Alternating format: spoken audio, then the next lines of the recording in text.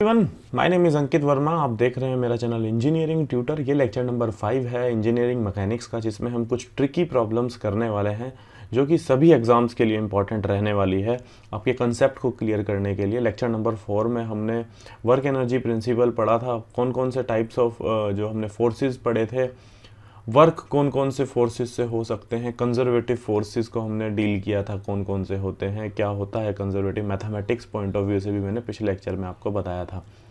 इस लेक्चर में मैं कुछ फॉरेन राइटर की बुक से, मरियम क्रेग की बुक से कुछ अच्छे अनसॉल्व्ड क्वेश्चन कराने वाला हूँ, जिससे आपका जो कंसेप्ट है डेफिनेटली इम्प्रूव होने वाला है और आप सभी टाइप के क्वेश्चन सॉल्व कर पाएंगे। तो चलिए शुरू करते हैं और मैं सबसे पहले क्वेश्चन लेता हूं। फर्स्ट क्वेश्चन देखते हैं। Yes, I think question should be clear. A heavy chain with mass rho per unit length is pulled along a horizontal surface consisting of a smooth section. इस तरह का सरफेस दिया है, कुछ पूरी लेंथ L है इस चेन की, जिसकी जो लेंथ डेंसिटी है, लीनियर डेंसिटी है, वो रो दी है। इसको पुल किया गया है bye constant force P. Then after that, if the chain is initially at rest on the smooth surface with x equals to 0, this point is I think x equals to 0, and the coefficient of kinetic friction between the chain and the rough surface, this part का जो देखो यहाँ पर बनाया हुआ भी है, अलग सा बनाया हुआ है, रफ है, ये स्मूथ है, तो इसका म्यू के दिया है, कोफिशिएंट ऑफ काइनेटिक फ्रिक्शन दिया है। Determine the velocity v of the chain when x equals to l, जब मतलब इस पॉइंट पे यहाँ पर पहुँच जाएगी चैन। Clear? Assume the chain remains taut, that must move as a unit, मतलब ऐसा नहीं कि कहीं से उठ जाएगी, एक तरफा ये रहने वाली है। और अगर मैं बात करूँ what is the minimum value of p that will permit the chain to remain taut, ये बहुत इंपॉर्टेंट है।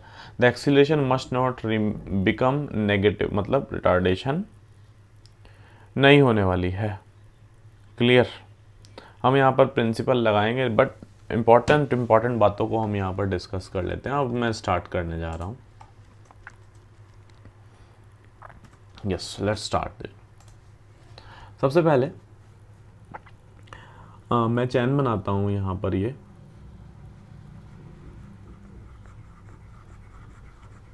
ओके, हमें पता है इसकी जो लीनियर डेंसिटी वो रो है, तो रो इंटू एल इसका मास हो जाएगा।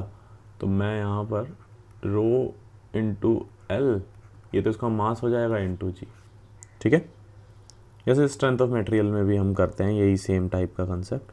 ठीक है, और इम्पॉर्टेंट बात क्या है कि ये कुछ पार्ट x जो है ना, ये रफ पार्ट वाला है, और जो ये दूसरा पार्ट है ना l माइनस एक्स, ये स्मूथ है। इतना हमें समझ आ गया है यहाँ क्वेश्चन से। आफ्टर दैट हम यहाँ पर ये भी देखेंगे कौन कौन सी फोर्सेस लग रही हैं। हमने यहाँ देखा कि ये p फोर्स से इसको खींच रहा है।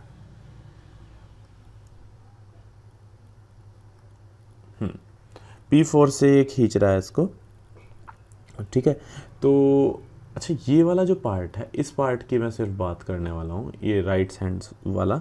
यहाँ पर क्योंकि इसकी जो डिस्टेंस x है, ये इसमें कुछ फ्रिक्शनल फोर्स लग रहा होगा, क्योंकि ये राइट साइड मूव कर रहा था। लेफ्ट साइड लगने वाला frictional force mu into N होगा, और एन नॉर्मल रिएक्शन इस वाले पार्ट के लिए क्या रहने वाली है ये भी मैं बता देता हूँ। यानी कि जो फ्रिक्शनल फोर्स रहेगा स्मॉल एफ म्यू के इंटू एन, यानी कि रो इंटू एक्स, ये तो इसका मास रहेगा, इंटू जी, ये फ्रिक्शनल फोर्स रहने वाला है। क्लियर? और जिसकी मैं यहाँ पर डायरेक्शन भी बना देता हूँ, इधर की साइड है, सो दैट कि बार बार लिखने की ज़रूरत भी ना पड़े। अब हमें पता है कि ये बॉडी जो है एक्सिलरेट कर रही है राइट साइड, बिकॉज फोर्स भी इसी डायरेक्शन में लग रहा है। क्लियर? तो कौन कौन से फोर्सेस लगने वाले हैं ये हम देख लेते हैं। हमें पता है डी एलम्बर्ट प्रिंसिपल से, अगर जो ए जो इधर की राइट साइड लग रहा है, तो लेफ्ट साइड पे इसका क्या लगने वाला है कि एम ए फोर्स लगने वाला है। तो एक ये है, एक ये है, और एक पी फोर्स है। क्लियर है ना? तो हम यहाँ से आगे बढ़ते हैं और इस प्रिंसिपल को लगाते हैं। P equals to mu k row x ji plus mass कितना रहने वाला है इसका, इस वाले पार्ट का, सिर्फ मैं राइट हैंड साइड की बात कर रहा हूँ इस टाइम पे, ठीक है ना। और जब ये बॉडी तो पूरी पूरी मूव करेगी ना, बॉडी तो पूरी पूरी मूव करेगी, तो रो इंटू एल, ये तो पूरा मास रहेगा बॉडी का, इंटू एक्सिलरेशन। और एक्सिलरेशन किस डायरेक्शन में है, एक्स डायरेक्शन की, लिख देते हैं चलो, एक्स डायरेक्शन की एक्सिलरेशन की बात है। ये भी समझ में आ गया होगा क्योंकि बॉडी तो पूरी मूव कर रही है ना, विद एक्सिलरेशन ए मान लेते हैं। तो ये पहली इक्वेशन रहने वाली है हमारी, ठीक है। हमें तो इसने वेलोसिटी पूछी है। अब कमाल की बात क्या है इसमें, जब आपके पास एक्सिलरेशन होता है तो हमें एक बात पता होती है कि इस चीज़ को चाहे आप यहाँ में साइड में लिख देता हूँ, ये मैंने पहले भी बताया हुआ है, integration v d v equals to a x d x, या इसको ऐसे भी लिख सकते हैं ए बराबर v d v by d x, so cross multiply कर दो, वही चीज़ आने वाली है। हम इसी चीज़ का, इसी कंसेप्ट का इस्तेमाल करने वाले हैं अब, ठीक है। तो इंटीग्रेशन वी डी वी, अब देखो यहाँ पर ये क्या वैल्यू आने वाली है, यहाँ से अगर हम करें इसका जो ए को एक तरफ कर देते हैं ना, P minus mu k rho g x upon rho l equals to acceleration of x, ठीक है ना। तो यहाँ से मैं डी एक्स से मल्टीप्लाई कर देता हूँ यहाँ भी, और इधर भी डी एक्स से मल्टीप्लाई कर देता हूँ, ठीक है। दोनों तरफ लगा देता हूँ इंटीग्रेशन, और ए डी एक्स को मैं फिर क्या लिख दूंगा, वी डी वी लिख दूंगा, यानी कि मैं इसको वी डी वी भी लिख सकता हूँ। पहले वेलोसिटी 0 थी और जब वो यहाँ पर पहुँच गया फाइनल पॉइंट पे, मान लेते हैं वेलोसिटी कितनी हो जा रही है, वी हो जा रही है, ठीक है। तो ये तो आ गया हमारा v square by 2 right hand side, ये इसको मैं सॉल्व करता हूँ, इस वाले पार्ट को। समझ आ रहा होगा शायद आपको ये चीज़। तो मैं इसको अलग से कर लेता हूँ, अभी मैं इसको यहाँ पर रब कर देता हूँ,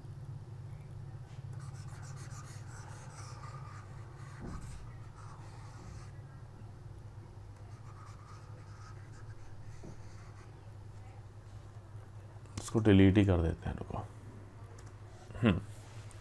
तो मेरा क्या बचा यहाँ पर, मैं लिख देता हूँ v square by 2 equals to integration, length कहाँ से कहाँ वेरी कर रही है, 0 से लेके एल, एक्स वहीं से वहीं वेरी कर रहा है, पी बाय रो एल आ गया minus minus mu k ji x by L, क्योंकि वहाँ से रो इसका भी कट गया और इसका भी रो कट गया, वो दोनों कैंसिल हो जाएंगे, इनटू डी एक्स। पीछे बैक करके आप देख सकते हैं। तो यहाँ से सॉल्व करेंगे तो क्या आ जाएगा, p बाय रो आ जाएगा यहाँ से सॉल्व करके, क्योंकि आप जो dx का इंटीग्रेशन करोगे x आएगा तो वो l से l कैंसिल हो जाएगा, चाहे करना है तो मैं कर ही देता हूँ, ठीक है ना। तो ये आ जाने वाला है माइनस म्यू के g बाय एल, x का क्या होगा, l स्क्वायर बाय 2 हो जाएगा, अपर लिमिट और लोअर लिमिट रख के ये कैंसिल हो जाएगा, ठीक है। सो यहाँ से मैं ये L तो L कैंसिल हो गया, ठीक है। तो मैं यहाँ से अगर मैं इसका एलसीएम लूँ, या इसको क्या करता हूँ ना, ये वी स्क्वायर बाय 2 है ना, 2 को इधर मल्टीप्लाई कर देता हूँ, तो v बराबर क्या आने वाला है, 2p बाय रो अंडर रूट में minus mu k G L, ये हमारी वेलोसिटी आ जाएगी।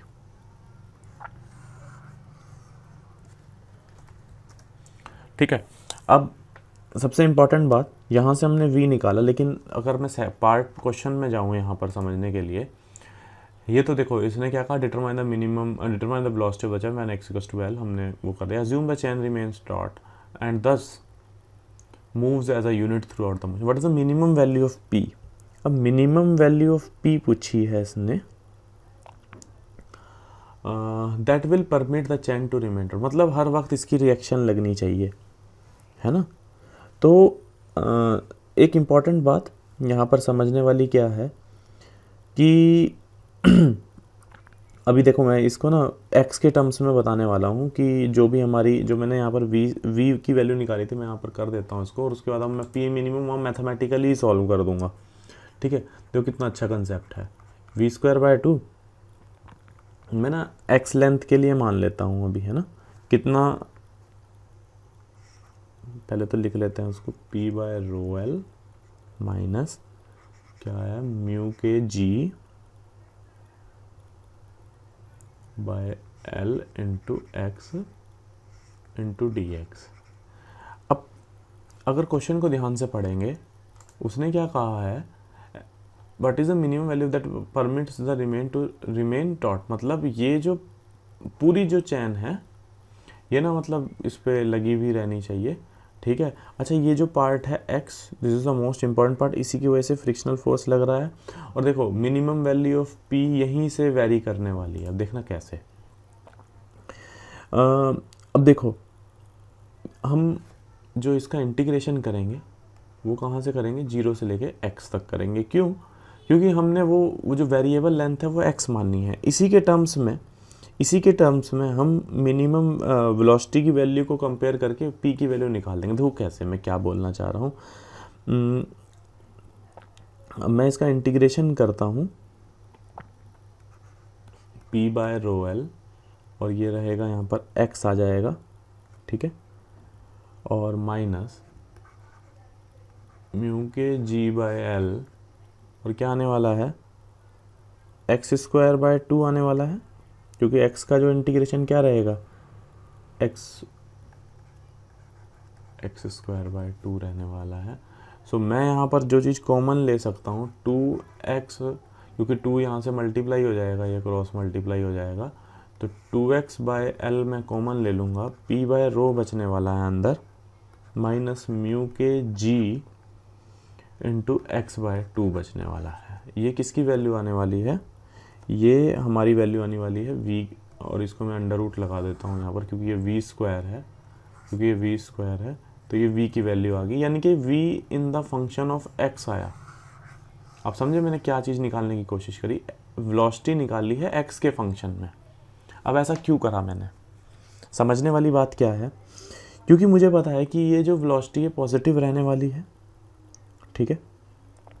अब पॉजिटिव कैसे रहेगी, जो ये अंदर की ये जो वैल्यू आई है, ये माइनस आ रहा ना, तो हमें यहाँ से ये बात पता लगती है, p by rho minus mu k g into x by 2 greater than 0, equal लगा सकते हैं, 0 भी हो सकता है क्योंकि वेलोसिटी 0 भी हो सकती है, ठीक है। तो यहाँ से जो वैल्यू आ सकती है हमारी p, इसको इधर ले जाएंगे, राइट हैंड साइड में हम ले जाएंगे, और अब आप समझना इस चीज़ को कि जो x की वैल्यू है, ये p बाय रो मैं ऐसे ही रख देता हूँ, p बाय रो को मैं ऐसे ही रख देता हूँ, greater than equal to mu k g into x by 2, ठीक है। अब हमें एक बात पता है कि जब x बराबर l लेंथ पे, x इससे ज़्यादा तो नहीं हो सकता ना, तो जो p की जो मिनिमम वैल्यू है, ठीक है, वो कितनी हो सकती है, इसको रो को उधर मल्टीप्लाई कर देते हैं, mu k rho ji into L by, ये x की जगह क्या रख देंगे, l बाय 2, क्योंकि जितनी भी इससे ज़्यादा वैल्यू तो नहीं हो सकती ना, x की मैक्सिमम वैल्यू कितनी भर सकते हो आप, यहाँ पर रो भर सकते हो, ठीक है।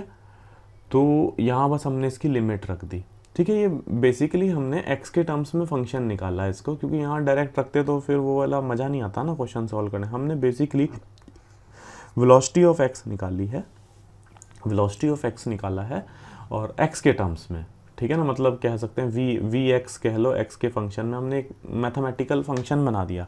यहाँ से बेसिकली हमने इसकी p की वैल्यू निकालनी थी, ठीक है। v की तो चलो हमने निकाल दी, v की वैल्यू तो ऑलरेडी हम निकाल चुके हैं, कितनी आ सकती थी वो भी हमने निकाल दी, बट यहाँ पर p की वैल्यू देखनी थी कि कितनी रख सकते हो। तो ये बेसिकली इसके अंदर का ये जो फंक्शन है इस पर डिपेंड कर रहा था, ठीक है। तो x के टर्म्स में तो कोई मतलब ही नहीं बैठता, x की मैक्सिमम वैल्यू कितनी रख सकते हो, l रख सकते हो, है ना। तो ये यहाँ पर जो फंक्शन आया इस चीज़ का आया। तो नेक्स्ट चलते हैं, अब हम क्वेश्चन समझ आ गया होगा आपको, इसको रब कर देते हैं, ठीक है। तो जो मैं यहाँ पर लिख देता हूँ लास्ट में, जो p should be greater than equal to mu k, एक बार आंसर भी मैं बता दूंगा, आंसर वैसे यही है, इंटू L/2।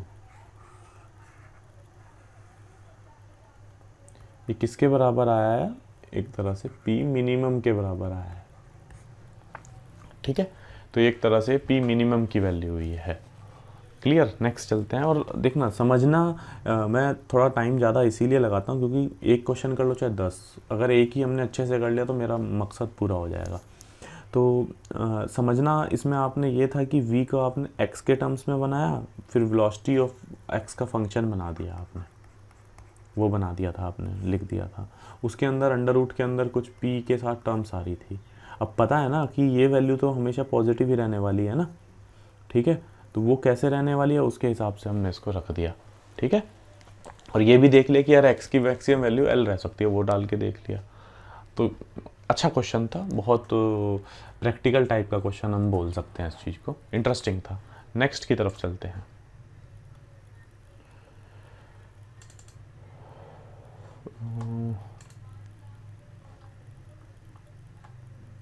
ये भी अच्छा क्वेश्चन है। In a test to determine the crushing characteristic of polystyrene packing material, a steel cone of mass m is dropped so that it falls a distance of h and then penetrate the material। दिया हुआ भी है x, इसमें penetration हुआ है, ये भी दिया, और क्या चाहिए बताओ।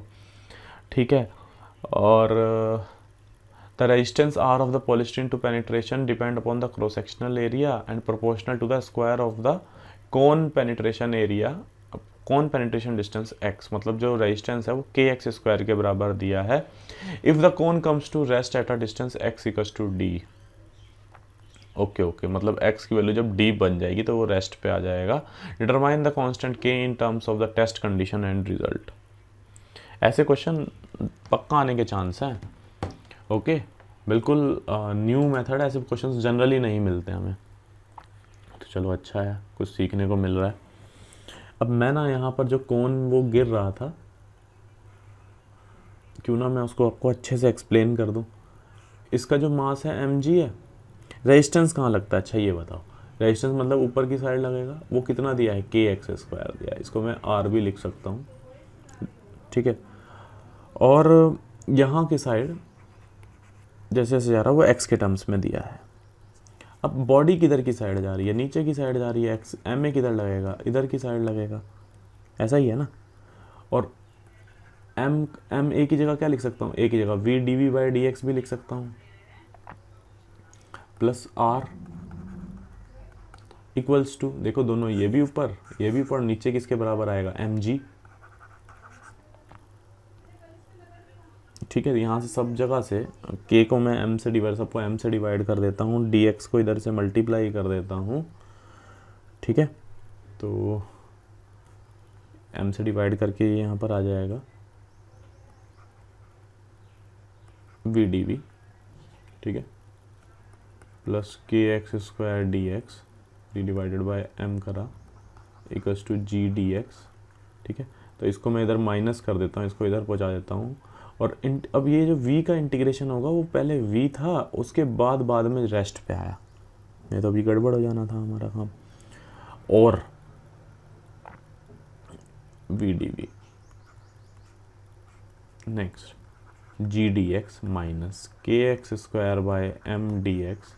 x का इंटीग्रेशन कहाँ से कहाँ होना है, x का इंटीग्रेशन जो होना है वो स्टार्ट में 0 था और लास्ट में मैक्सिमम उसने कितना पूछा है, d तक पहुँचा है। मैं दोबारा पढ़ा देता हूँ question. Cone come to rest when x equals to d। ठीक है, तो यहाँ से मैं इधर सॉल्व कर देता हूँ, v का आ गया v square by 2 equals to, minus का आएगा अब ये, ठीक है ना, और g का इंटीग्रेट ये x के टर्म्स में आएगा तो ये gd बन जाएगा, और इसका इंटीग्रेशन क्या आएगा, k बाय m।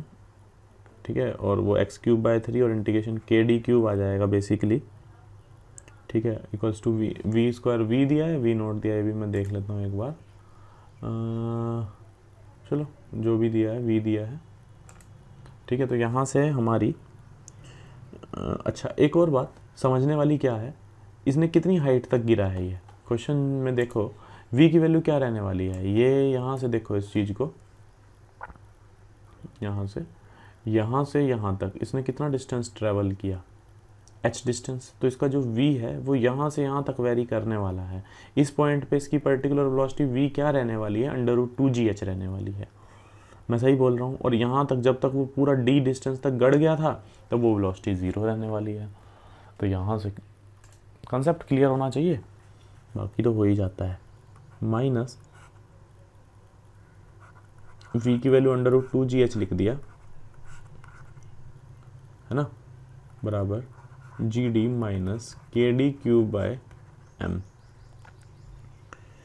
तो कुछ नहीं, यहाँ से k को एक तरफ कर देना है और k की वैल्यू निकाल देनी। इसको इधर पहुँचा दो, इसको इधर पहुँचा दो। KD³/m बराबर gd प्लस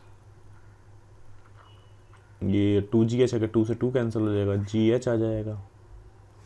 ठीक है, g कॉमन ले लेना और ये इसको इसके नीचे डिवाइड कर देना, नथिंग एल्स। तो यहाँ से k की वैल्यू क्या आ गई है हमारी, मैं यहाँ से बता देता हूँ, 3mg/d³ h+d। सॉल्व। ठीक है, बहुत अच्छा क्वेश्चन था। और यहाँ पर आपने ये जो समेशन fy डायरेक्शन में बस इसके बराबर करना था और कुछ नहीं है ना। ठीक है, तो ये अच्छा क्वेश्चन था। नेक्स्ट की तरफ चलते हैं। इसको ओपन कर लेते हैं। ये बहुत शानदार क्वेश्चन है। The light rod is pivoted at, हैं क्वेश्चन को।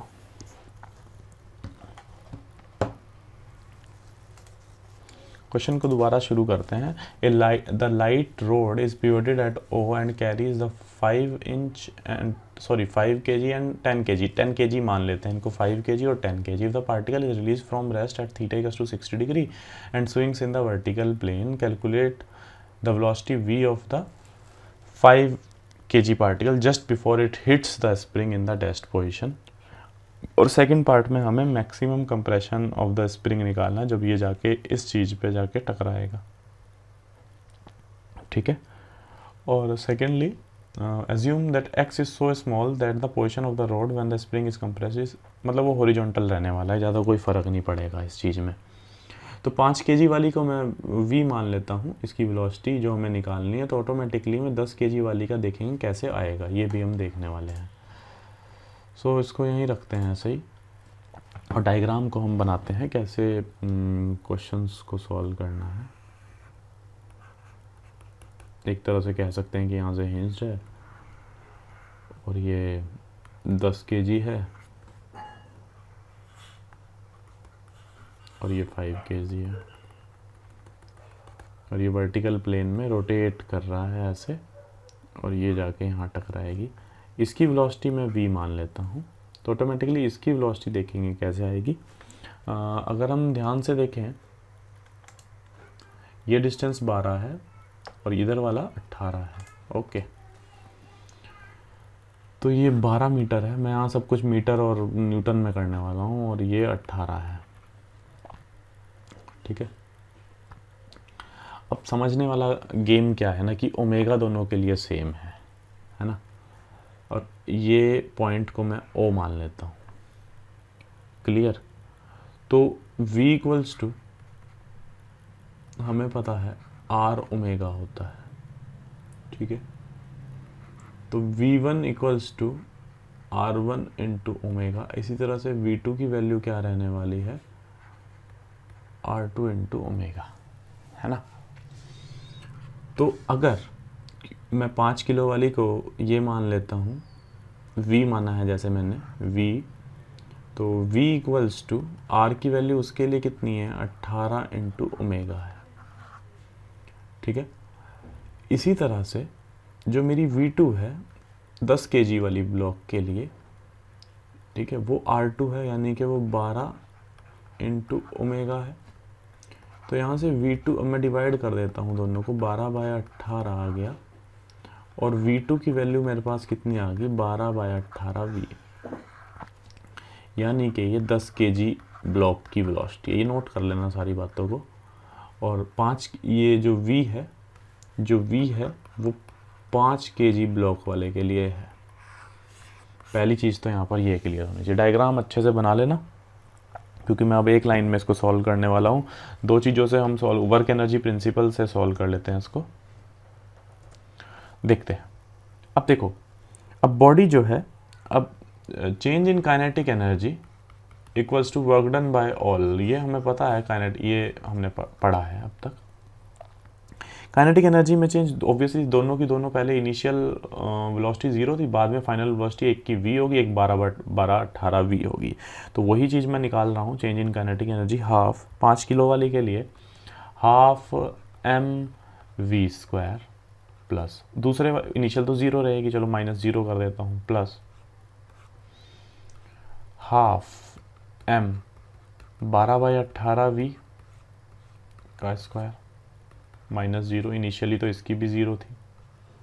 ये तो चेंज इन काइनेटिक एनर्जी होगी। वर्क डन बाय ऑल, अब देखो वर्क डन कौन सा हो रहा है, अभी स्प्रिंग पे टकराने से पहले आप ध्यान देना इस चीज़ को कि इसमें जो वो बॉडी थी, ये 10 किलो वाली बॉडी, इसने 5 किलो वाली है, ये 10 किलो वाली है। इसने कितना डिस्टेंस मूव किया, उसने डिस्टेंस मूव किया ये वाला, देखो ये घूमेगा ऐसे, और ये 60 डिग्री है, तो ये ऑटोमेटिकली 10 कितना आ गया, 10 साइन 60 डिग्री आ गया, और ये भी 60 डिग्री रहेगा, और ये 18 है, 18 मीटर, ये 18 साइन 60 डिग्री रहने वाला है डिस्टेंस, इतना ही तो डिस्टेंस मूव करेगा है। अब ध्यान देने वाली बात क्या है, ये जो 10 वाला है, वेट नीचे की साइड लग रहा है और डिस्टेंस भी इधर की साइड मूव होने वाला है, तो हमें पता है कि ये पॉजिटिव रहेगा 10 m, ठीक है, और इंटू जी इंटू इसका डिस्टेंस क्या रहने वाला है, ये वाला डिस्टेंस, ये सॉरी 12 है, आई एम सॉरी, ये डिस्टेंस आई थिंक 12 है ना, हाँ बिल्कुल 12 है, तो ये 12 साइन 60 रहने वाला है। क्लियर, ये चीज़ हमें क्लियर होती है यहाँ से। सेकेंडली माइनस, अब ये वाली जो बॉडी है, वेट इसका नीचे की साइड लगने वाला है 5g, लेकिन ये बॉडी मूव ऊपर की साइड कर रही है, इसलिए हमने यहाँ पर वर्क डन इसका माइनस लिया है, ये हमने अच्छे से पिछले लेक्चर में पढ़ा भी था। तो 5 इंटू जी इंटू 18 साइन 60 डिग्री।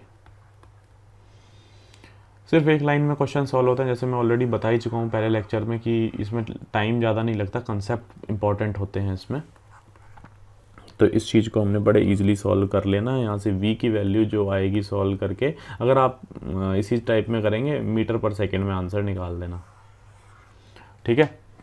बहुत अच्छा क्वेश्चन था, शानदार लेवल का क्वेश्चन मैं कह सकता हूँ इस चीज़ को, ठीक है। तो यहाँ से v निकल गया हमारा। अब नेक्स्ट पार्ट पे चलते हैं। इसने क्या कहा, the compression x of the spring पूछा है इसने। ओह बहुत ख़ास है, बहुत ख़ास। तो अब पूरा, अब मैं क्या करूँगा, पूरा एंटायर इंटरवल के लिए, एंटायर इंटरवल मतलब ध्यान से समझिएगा अब इस चीज़ को,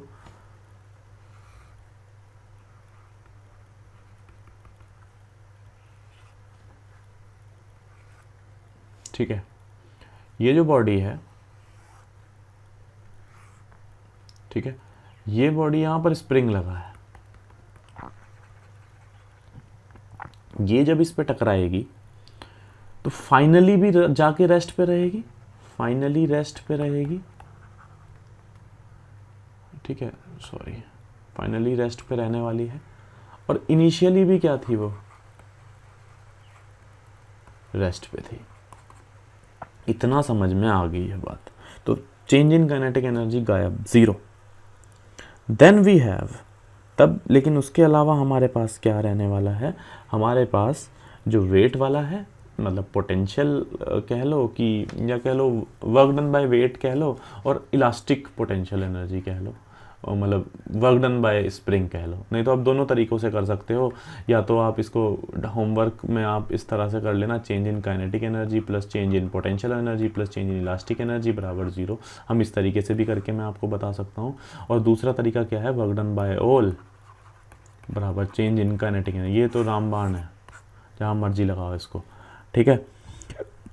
तो अभी समझने वाला क्या है, अभी चेंज इन काइनेटिक एनर्जी तो अपन की ज़ीरो होगी है। वर्क डन बाय ऑल देखते हैं अब कौन कौन सा रहने वाला है। Yes, work done by all. अब वेट जो है, अब ये मैं अगर बात करूं कौन कौन सा रहने वाला है वेट, ये जो अब यहाँ से ये बॉडी टकराई, इस पे आके टकराएगी, ठीक है ना। तो ये उसी तरीके से जैसे हमने पोटेंशियल वाले का किया था, ये भी मैं आपको बता देता हूँ। -5, ये 5 किलो का है, माइनस इसलिए लेंगे ऊपर बॉडी जा रही, नीचे वेट लग रहा है, mg इंटू इसका डिस्टेंस, ये 18 है, ये 60 डिग्री है, तो 18, अभी आप कर ही लेना आराम से, ठीक है। प्लस का रहेगा 10 वाले का इंटू जी इंटू 12 साइन 60 डिग्री रहेगा, ये भी मैं बता चुका हूँ, ये 60 डिग्री और ये 12 मीटर है, तो ये जो डिस्टेंस इसका सेंटर ऑफ ग्रेविटी ट्रेवल करेगा वो 12 साइन 60 डिग्री करेगा। क्लियर, ये चीज़ तो हमारा वर्क डन किसका रहा हमारा वेट के कारण, plus half into k, 0 square minus x square, initial square minus final, इसका जो कितना है x है, ठीक है, equals to change in kinetic energy total कितनी रहेगी, 0 रहेगी। मैं पूरे सिस्टम की इसने बात करी जब वो उससे जाकर टकरा गया। तो ये कौन सा मेथड रहा, वर्क एनर्जी प्रिंसिपल। आप दूसरे तरीके से भी कर सकते हो, इस तरीके से भी कर सकते हो उसको। काइनेटिक एनर्जी चेंज तो 0 रहा, इसका चेंज कितना रहेगा, सिर्फ पोटेंशियल एनर्जी का चेंज। यहाँ पर वर्क डन वाला कंसेप्ट नहीं लगाना, ये ऊपर लग रहा है ये नीचे लग रहा है, बस ये देखना है किसकी वैल्यू प्लस लेनी है किसकी वैल्यू माइनस लेनी है, ठीक है। तो ये भी इजीली हो जाएगा। इसी तरीके से काइनेटिक एनर्जी वाला भी इलास्टिक पोटेंशियल एनर्जी वाला भी हाफ के एक्स स्क्वायर हमें पता है ना।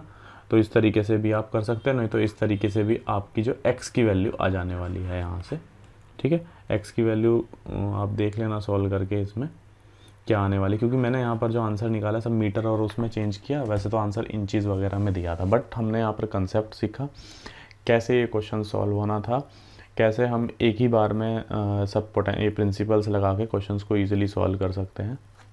तो लेक्चर सुनने के लिए बहुत बहुत धन्यवाद। नेक्स्ट लेक्चर में जल्दी ही मिलते हैं।